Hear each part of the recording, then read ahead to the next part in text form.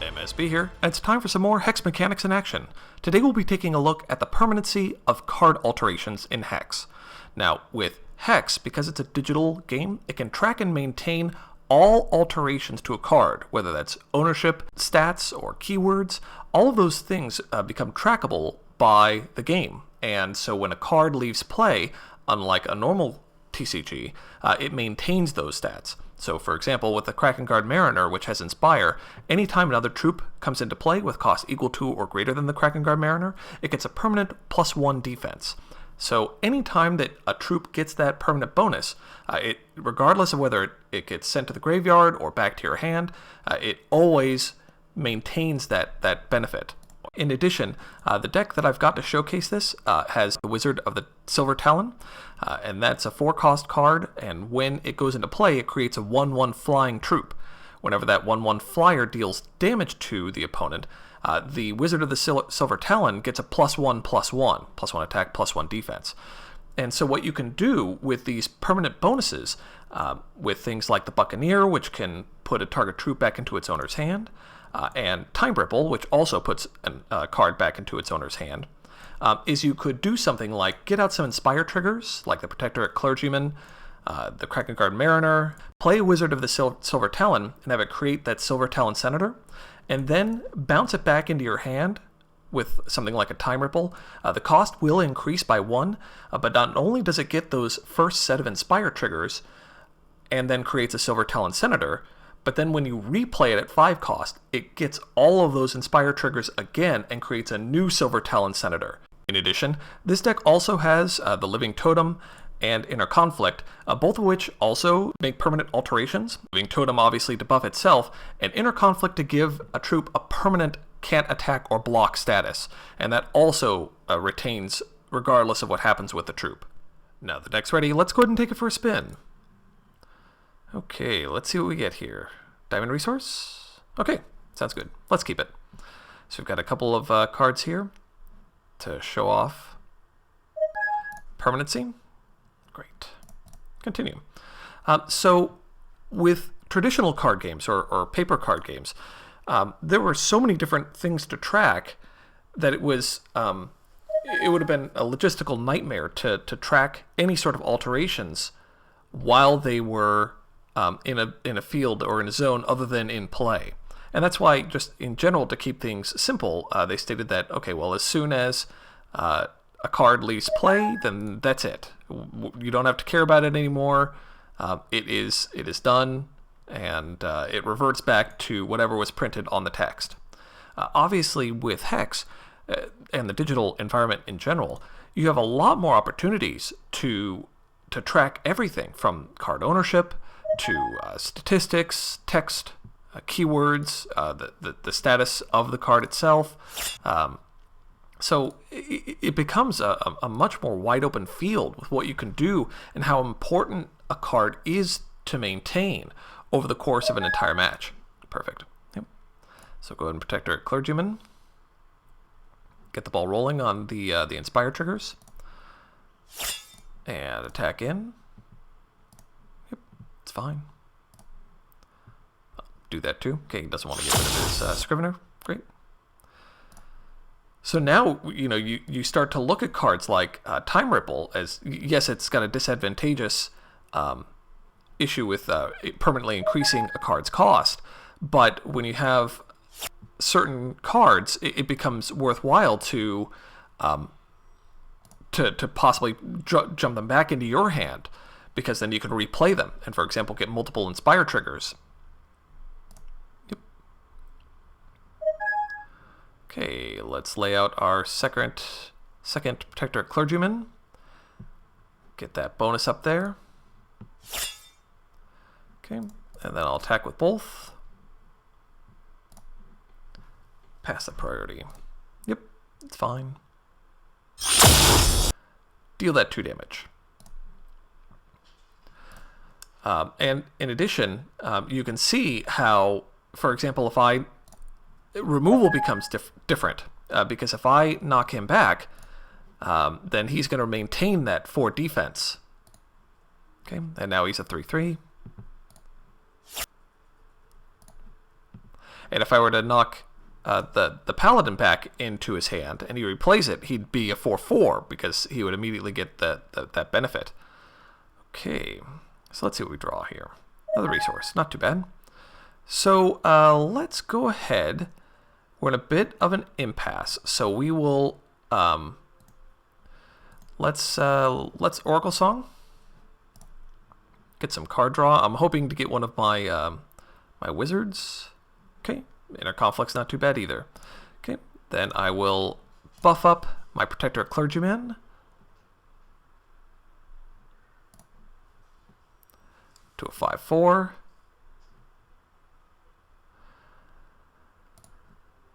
Okay, and he could double block and kill. So I'm comfortable sort of waiting here, and I'm going to play out my Krakenguard Mariner. And I think next turn we'll start to do a little bit of shenanigans with some bouncing. Okay. What you got? Chimera Guard. Okay, it's fine. Okay, so 4/4. Pass priority. We will... Let's defend here. I don't mind losing that guy. And then we will defend here and kill off his Scrivener. My Living Totem, obviously, I've got enough in my hand to be playing things out, so I don't need to worry about an early game totem. Perfectly happy to just let that go. Okay, so now it is our turn. He's got a 0/4 on the field. I am going to play out a Living Totem. That makes him a 2/3. And then we will swing in with everything. And pass that priority. Yep. Doesn't want to lose his Outrider, obviously. And then we're going to leave the 2 resources untapped because we're going to do a little bit of shenanigans when it comes to permanency of alterations, which is, of course, the whole point of making this deck. Okay. Not blocking anything, which is fine. So this is his end phase. So what we're going to do is we're actually going to time ripple our own Protectorate Clergyman. Now this will knock him back into our hand and increase his cost permanently to 4. But that's okay, because what we're going to do is make him an unstoppable juggernaut. Sort of. So we're going to play out the Protector Clergyman, and he gets re-inspired by both the original Protector Clergyman and the Krakenguard Mariner. So now he's a big fat 6/6. And then next turn, let's see, we're gonna skip. We don't mind a stalemate here because our deck's golden with that. Skip and skip and skip. And obviously, the longer that we delay, the closer we get to Azawa, the better. Okay, that's fine. Please excuse the computer. Obviously, we're doing this against the computer just to make sure that we get the situation of permanency and how we can alter those things. We wouldn't really be worried about that per se. And so here's another example. I could buccaneer him back into play and make him a 5 cost, and then he'd end up being a 7/8 when he comes back into play. So lots of interesting options. Now, similarly, once Inner Conflict is played on a troop, even if I were to bounce him back to my hand and replay him, which I can't do because of my resources right now, but I'll go ahead and do that sort of running up to next turn. Let's go ahead and bounce my own guy back. So the Living Totem is back in my hand, and we'll go ahead and attack. Obviously, he's got to block with something. He's going to block with his 0/4. And my Buccaneer is a 4/5. So I can block his Righteous Paladin now. And then we'll replay this Living Totem. Okay, that's fine. So now he's a 6/6, and he thinks, oh, this is great. And it's fine. I don't mind taking... Oh, he's... Okay, so he's just going to kick back and do that. So we want a resource. Okay, we don't get it, but we do have another one that's really good. So what we're going to do is we're just going to finish this off in our conflict. And 6, 10, 12, 13. So we will go ahead and just attack with our 2 characters here. He'll block the 6, 6 and die, which is fine, and take 4. And then next turn we'll drop out our living totem just to sort of show the permanency of these alterations. You know, like even if this went back into his hand, it's permanently going to have inner conflict on it. And so you can do some really neat things, like, you know, Wizard of the Silver Talon creates a Silver Talon Senator. So if you bounce him back into your own hand, then he creates another Silver Talon Senator. And so that means that anytime either of them does damage, he gets a +1/+1. So they can really ramp up very quickly. Okay, so we'll replay our Living Totem. Poor fella still can't attack or block. So again, he did get re-inspired, but that permanency, you know, the card's long gone in my opponent's graveyard, you know, multiple turns ago. And so in a paper TCG, that would be far more difficult to keep track of. It would be unbelievably difficult.